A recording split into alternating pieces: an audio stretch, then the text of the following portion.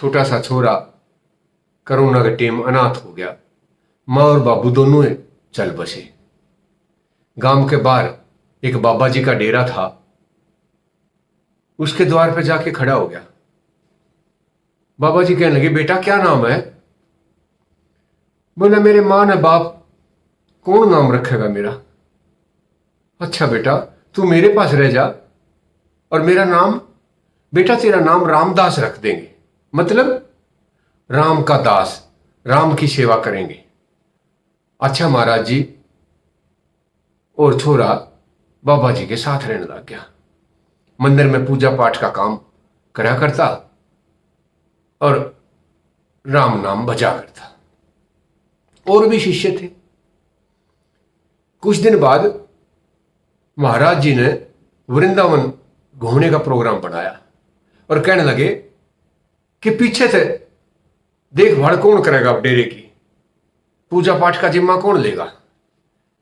ये सारे चालू भक्त थे, चेले ने एक ने भी आना बड़ी। और रामदास कहने लगा, महाराज जी अगर आप ठीक समझते हो तो मैं रुक जाऊं, मैं कर दूंगा सेवा पानी जो तुम कहोगे। ठीक है बेटा, पर महाराज जी एक बात बताओ, करना क्या? कुछ नहीं बच्चे, बस राम लक्ष्मण सीता जितने भी देवी देवता यहां भगवान खड़े हैं उन सबको भोग लगा के खाना खाना और मंदिर को डेरे को सारे को साफ सुथरा रखना। ठीक है महाराज जी। जाने से पहले रामदास कहने लगे, पर मेरा रिश्ता क्या होगा महाराज जी इनके साथ? अरे रिश्ता क्या होना, भगवान के साथ कोई रिश्ता होता है? माँ बाप है तेरे, और ये हनुमान जी क्या है? भोले रामदास ने प्रश्न पूछा तो महाराज जी कहने लगे, ये तेरे चाचा जी हैं। चले गए महाराज जी अपने शिष्यों के साथ वृंदावन की सैर को। रह गया अकेला रामदास। सुबह सुबह उठा, मंदिर की सफाई करी, डेरे में झाड़ू पोछा सब फर्स्ट क्लास कर दिया और फिर बनाया खाना। महाराज जी कह के गए हैं भोग लगा के खाना खाना है। अब भोग की 3 प्लेट राम सीता और हनुमान जी सबके सामने रख दी। लो माता जी खाना खाओ, फिर मैं भी खा लूंगा। थोड़ी देर तो बाट देखी, चाचा तभी कही, चाचा जी खाना क्यों ना खाते? किसी ने भी कोई खाना नहीं खाया। रामदास तो चिंतित हो गया, रोने लग गया। पहले ही दिन ना खाते, मेरा कसूर तो बताओ, और जब तुम नहीं खाओगे तो मैं भूखा ही मरूंगा। तुम किसे माँ बाप सो? थोड़ी देर बैठ के तो रोया और फिर रोता रोता नहर पर चला गया। बैठा बैठा रोने लग रहा था कि पीछे से हनुमान जी आए। अरे रामदास रो क्यों रहा है? खा लेंगे हम, ईब क्यों आगे?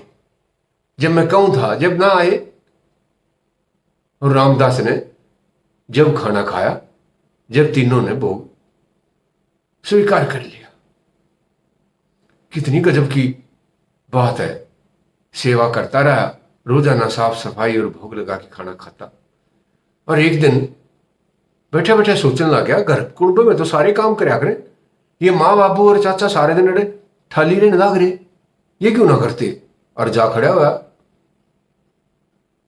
माता सीता के सामने खड़ा हो गया। माता यह क्या बात हुई, सारे दिन में लगे रुक, तुम क्या मैं तो कर सको हो, खाना तो बना सको हो आप? अरे ये पिताजी सब्जी क्यों नहीं लाके देते, मैं लाऊं सब कुछ ठा ठाके? और चाचा ने भी कोई काम बता दो। और इतना गुस्से में बोला कि माता सीता, राम जी और हनुमान जी तीनों काम पला दिए। अब राम जी तो बार भीतर का करें और हनुमान जी सब्जी काटें बैठ के, और माता सीता खाना बनाओ। और वृंदावन का टूर खत्म हो गया। 10-12 दिन हुए थे। महाराज जी अपने शिष्यों के साथ आके क्या देखते हैं कि मंदिर में एक भी मूर्ति अपनी जगह पे कोई ना। ये क्या हुआ?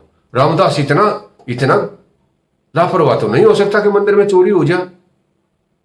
और क्या देखता है कि सीता माता खाना बनाने लग रही है और प्रभु राम साथ में थैला लिए खड़े हैं और लक्ष्मण काटी हुई सब्जी के छिलके इकट्ठे करने लग रहे हैं। देख के महाराज तो गदगद हो गए और भाग के रामदास के पैरों में पड़ गई। रामदास, तेरे जैसा शिष्य पाकर मैं धन्य हो गया। तेरी वजह से आप मुझे प्रभु राम और माता सीता और हनुमान जी के दर्शन हो गए। और देखते ही देखते तीनों मूर्तियां अपनी अपनी जगह पर जाके स्थापित हो गई। सुनने में भी कितना अच्छा लगता है। जब भी आप कोई काम आस्था से, प्रेम से, लगाव से, प्यार से, रिश्ते से निभाते हैं तो उसमें सफलता मिलती है।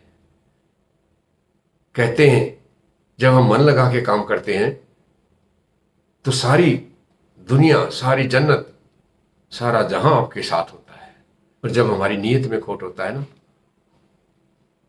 तो शायद ही कभी हमारा नतीजा ठीक आता हो। बात प्रभु राम की, सीता की और हनुमान जी की नहीं है।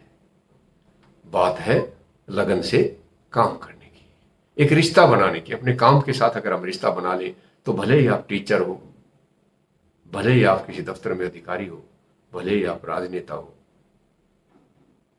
सारे के सारे परिणाम बहुत ही अच्छे आते हैं। बहुत बहुत धन्यवाद, आपने मेरी इतनी लंबी बात इतने ध्यान से सुन ली। Thank you very much.